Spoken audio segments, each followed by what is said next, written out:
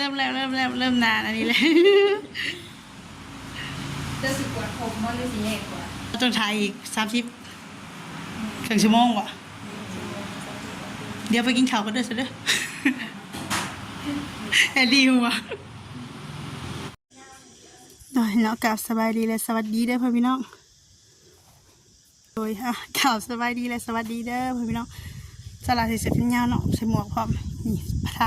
ปากแดงน้อยนึงโดยวันนี้ก็มาหมู่บ้านพ้นซิมพ่อพี่น้องกับได้ยินข่าวว่าทางน้องเอ็ดดี้เพิ่นบ่สบายก็เลยสิมาเบิ่งเนาะพ่อพี่น้องมาถ่ายให้พ่อแม่พี่น้องได้เบิ่งได้ชมนำกันเพราะว่าดนแล้วบ่ได้เข้ามาพรคือได้ยินข่าวว่าแม่เพิ่นเฮ็ดเวียกนะทางสลากก็ได้บ่ได้เข้ามาแต่ละเฮือนนี่ก็คือสิเงียบหมดโอ้บ่มีพายุจักคนนึงก็เลยว่ามาก็จักสิมาหาผู้ใดนะเนาะนี่ก็ถือโอกาสเข้ามาเยี่ยมยามเพิ่นเลยคือว่าเพิ่นเป็นไข้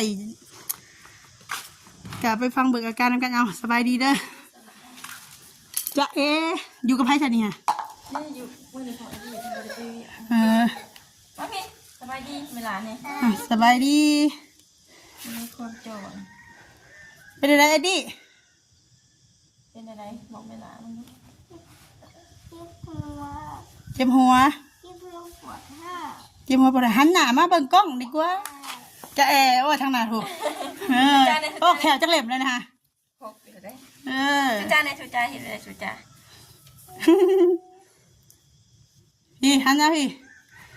เป็นวินบ่จักมือเลยทิศหนึ่ง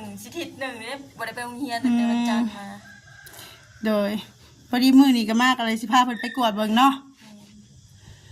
กินเขามือ1 2 3 คำคุ้มให้กินเนี่ยนะเมื่อคืนในกาหักอันกินกับบริห้อนไปได้แต่ว่าเพิ่นแบบเพิ่นเมื่อยเพิ่นอยู่ไม่ได้ให้ดิเมื่อคืนเนี่ยก็ว่าแม่ลูกมาเสร็จเอาเฮานี่ว่าเสร็จเอาเฮานี่เอาน้ำมาเสร็จเอานี่บ่แม่นที่บ่แม่นมีใครแต่กลางคืนบ่จักกระบ้ายเพิ่นขี้เพิ่นก็บ่ฮ้อนปานใดบ่ถึงขั้นแบบว่าสิค้างไข่อันนี้เพิ่นก็ค้างไข่เองนะแบบเบ้าลายเป็นผู้เดียวแม่ก็จะแบบเอ้าบ่ได้รับบ่ได้นอนเพราะแบบได้น่ะรับอยู่แต่ว่าแต่ไม่เท่าเพิ่นก็ไข้บ่คือว่าแม่นช่วงนึงไม่เท่าเพิ่นไข้อาการแบบเดียวกันบ่แม่นอันนั้นก็ละเมื่อยอันแบบคือว่าอะไรละผัดผู้เฒ่าเนาะเราตั้งทรงเราอ้วนๆนี่อันนี้ก็บ่ฮู้ว่าสิติดนำกันบ่อันนี้คือเหลืองแท้บ่แม่นเลือดจางพุ่นนี่นี่แหละหลายคนกระท่วงว่าแบบเหลืองก็มีแต่ผู้แลพาไปหาหมอปะไปกวดเบิ่งเอาอันนี้ไปอยู่นำเขาเหมือนกันอยากกินน้ำว่าอยากกินน้ำบ๊ายบายบ๊ายบายดูบายอยู่นำพ่อไปดิ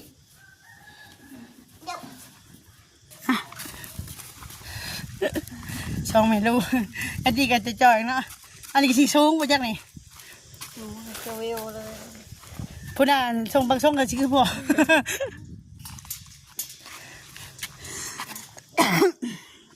เดี๋ยวสิพาอดีไปคลินิกไปซักยาค่ะอย่าเขาทะลุมคนใดเพิ่นไหนได้มาตัวไว้อยู่บ่มันคือให้ก็ลูกคอยแล้วเนาะแม่เอ้ยเลือดทางออกพาไปหาหมอนี้ไปซักยาไอ้ดิจะบอกลูกไม่ได้เดี๋ยวสลักกะซีเขาเนี่ยขับรถกับพ่อแม่น้องเดี๋ยวพ่อกันอยู่แหละคลินิกทางเขาบรรทัดมาเปิดใหม่ได้ครบวงจรมีครบมัดเคนะพ่อแม่น้องก็พามาฮอตคลินิกเรียบร้อยพ่อแม่น้องทางเขาบรรทัด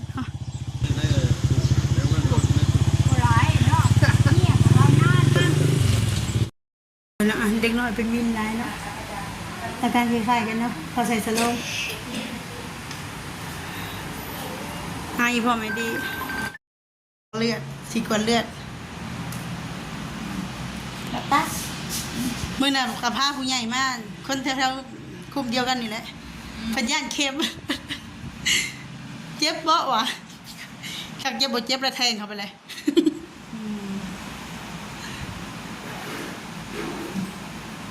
เก่งเลยโย่เก่งเลยรับตาแบบเบิ่งอีกโอ้เรารับตาได้พับไปหรือเอาเข็นขับไว้โอ้ เก่งขนาดเลยเพิ่นมาเลย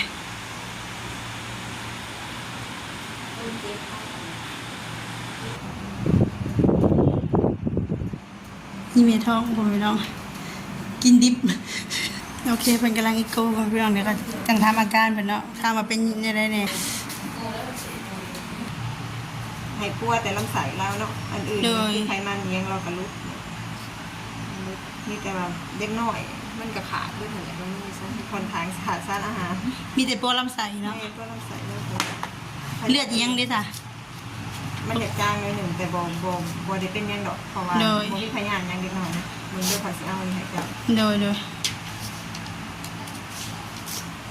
ราตื่นเนาะเลยกระเสียกลัวลำไส้ให้เมื่อนี้มันจะ4เลยเนาะ โดยปวดลำไส้จากมือ 3 มื้อหันมาใส่ยาเซาแร อ๋อง คือ แซนเทื่อละเท่าไหร่ เทื่อหนึ่ง2 เส้นหา เป็น1-2 แสนหา เลยให้มาใส่คือเท่าน้อยๆนะเราก็ยังไทยมาใส่ โดย แล้วก็มาหาเลือดน้ำใส อันนี้ค่าใช้จ่ายเท่าไหร่รวมทั้งหมดนี้กัน เลือดจีไรไข่เดียวกันเลยครับ โดยมือละ2 แสนหา3 มื้อโดยเนาะทางสมอเป็นว่าเช้าแรงเนาะตอนเช้ากับ2 แสนหาตอนแรงกับ2 แสนหาพอดีเป็นมื้อละ5 แสนก็ปวดลำไส้เด็กน้อยอีหยังหั้นนะ3 มื้อก็ล้านหาเจ้าเป็นอะไรสิไว้บ่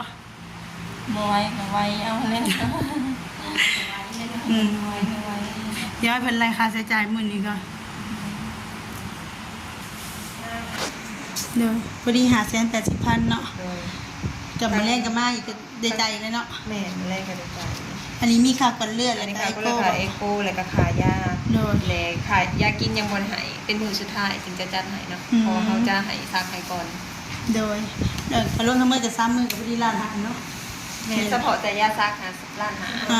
อันท่านรวมยากินนำกับก้าวประมาณ2 ล้านได้บ่ ประกันสิประมาณนั้นแหละ โดยนอกกระทางไอ้ดีเพิ่นก็กำลังสิใส่ยาอยู่เนาะกัน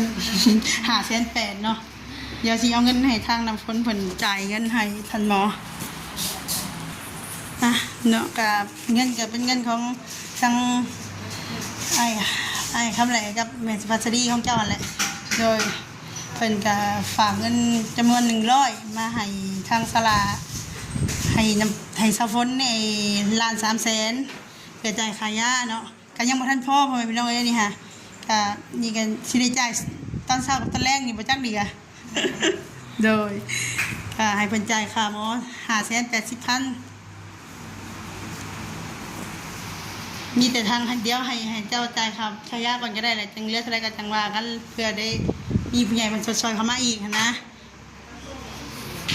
580,000 แม่เลย580เป็นอะไรดิฮะเหนื่อยปะบ่ได้อยากกินข้าวปะอยากกินข้าวอยากกินข้าวแล้ว วันนี้ พาหมอเลยอยากกินข้าวแล้ว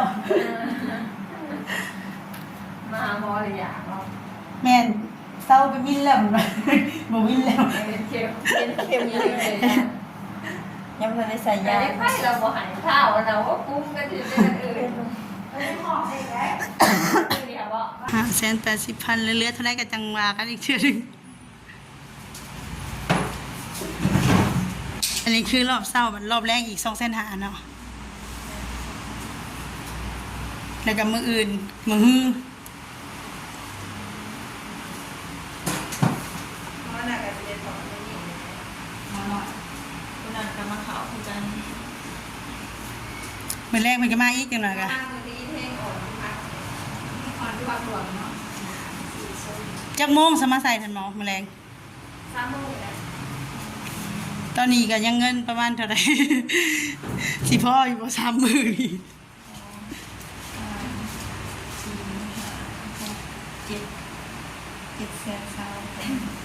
720,000เนาะเงินล้าน3 แสนเนาะโดยก็ยังบ่พออยู่ดีเนาะ โดยเฮาจังได้ก็ขอให้ทางสาวฝนขอบคุณทางให้คำแหลกกับเคยสุภัสดีเนาะที่ว่าเพิ่นจดซอยเข้ามา ก็ขอขอบคุณขอทำแหลกกับแม่สุภาพสตรีหลายๆเด้อที่ว่าฝากเงินมาซอยน้องไอดีพาน้องไอดีมาหาหมอขอให้พ่อกับแม่ดีมีแรง ความเจ็บบ่ได้ความไข้บ่มีเพราะว่ามีแต่สิ่งดีๆเข้ามาในครอบครัวของซานแต่ขอบคุณทางสาระหลายๆ โดย มาหาหมอเลยนะซอยเป็นทุกอย่างขอให้สาระสุขภาพร่างกายแข็งแรงมีทางปลอดภัย ถูกเนาะโดยเนาะพ่อพี่น้อง